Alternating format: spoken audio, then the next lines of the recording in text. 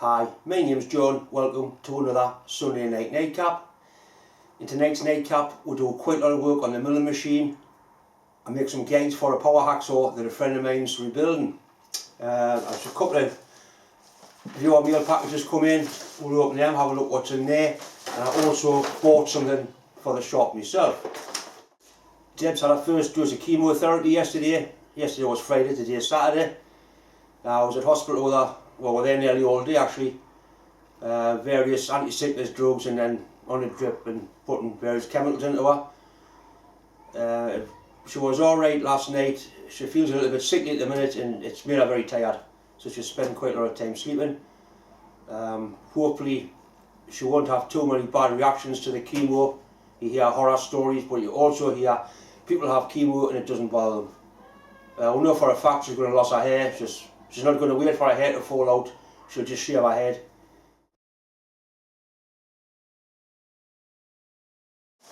This package here, it come from a gentleman called Herb Blair. Herb has his own YouTube channel. He does quite a lot of model engineering on there, miniature engines. Anyway, Herb watched the video and I was doing the repair on the lead screw on the boring head, and he said that he had a lot of small milling cutters and you would like to send us some. So, true to the man's word, there's a lot of small milling cutters turned up at work yesterday. It's a nice handwritten letter here, wishing myself and my wife all the best. He's telling us about the milling cutters. Some of them are carbide and some of them are that small, if you look at them they'll break. Anyway, I'll try and look after them. They're the ones with the plastic rings on are carbide. He's also sent us a box of inserts which look the same as the ones I use. I'm sure I've got a tool holder for them. That's excellent. I'll bring the camera in closer and show you exactly what Herb sent. These are the bits that Herb Blair kindly posted across to us.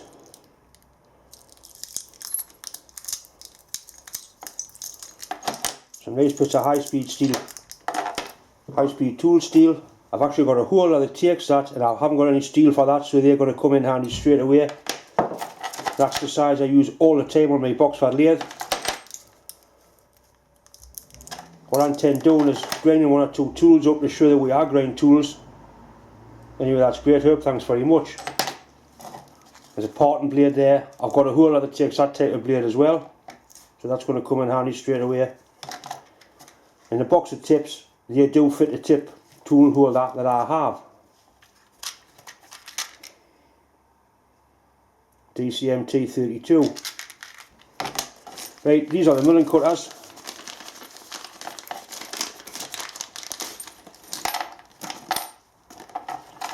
The ones with the plastic on are carbide. They are very heavy. Dear me, that's little. That really is small. What I'll need to do, I'll need to make a high speed head to drive these. My mill just doesn't go fast enough.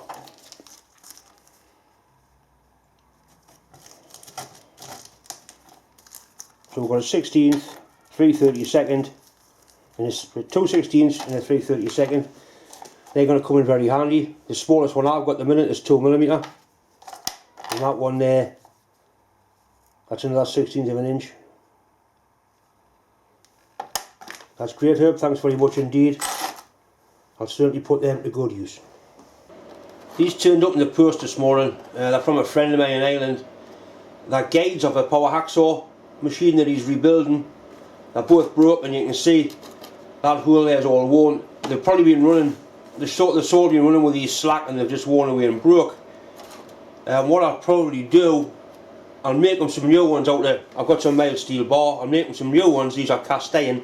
But what I might also do is clamp that down, V it out, and I'll either weld it or braze it back together just to, so you've got two sets.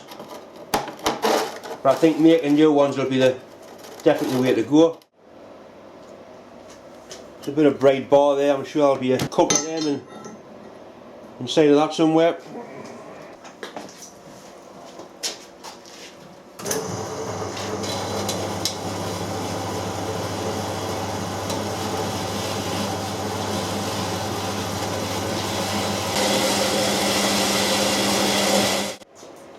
the head on the milling machine does tip in that axis on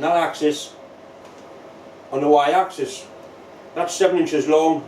I'm not sure how much strokes on this. I think it was 7 inches after we cut bits out and ground bits away to get its full stroke. We'll turn the readout on. Right, it's right in there.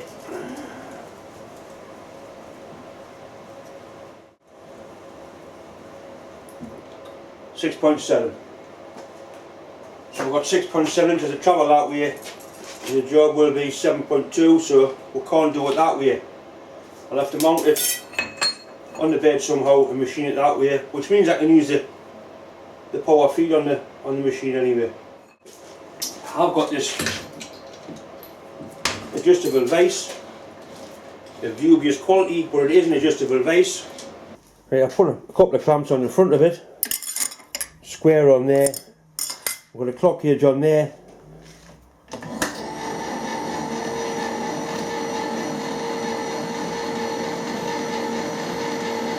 One of the vases in line with the bed of the machine.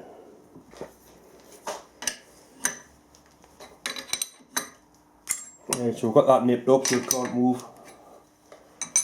I'll just check it once more.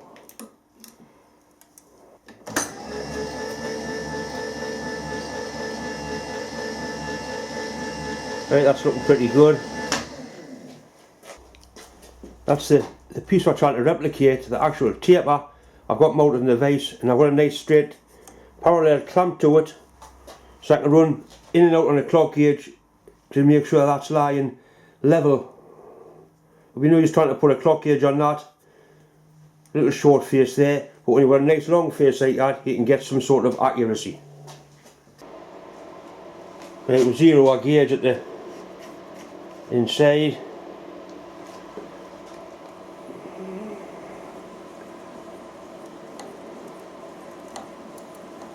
Gentle.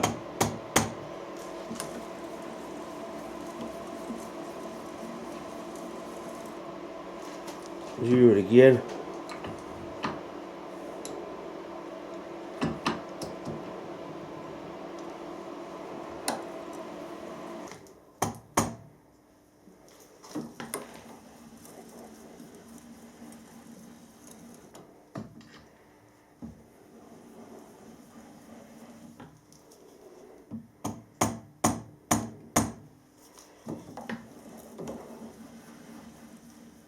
It's actually pretty near there.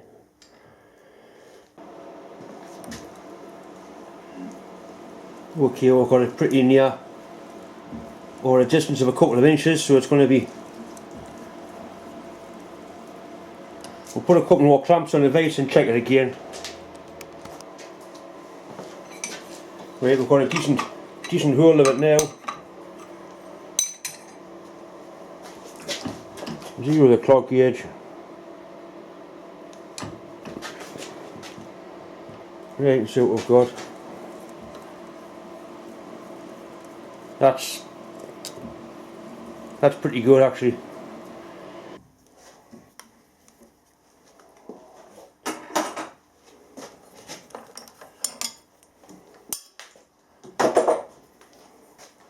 Now you'll put a clamp that onto there and put a clock gauge and went up and down that way.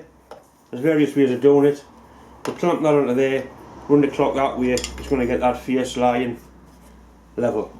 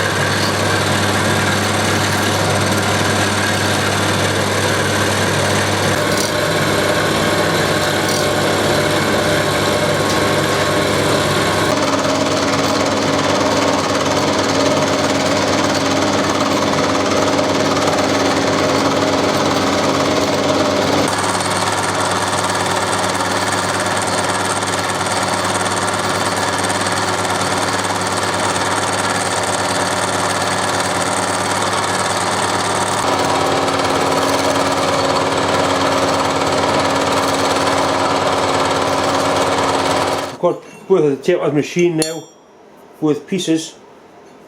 The thickness, it's very slightly thicker, that will not matter, but I'm going to have to cut it down for the width. It won't go on me hacksaw the way it is, so what I've done, I've welded a piece of steel onto there so I can get it in the vise. So we'll cut that down and then mill it to the required thickness. It's too wide to go in the vise, but it goes between the gauge on the blade. So I can clamp the piece.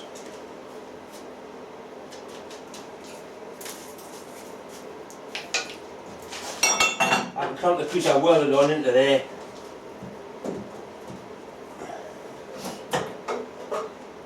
And cut it off. It's going to cut a piece about 3/4 inch wide, which is a useful bit of steel. It also saves me having to mill that amount of metal off.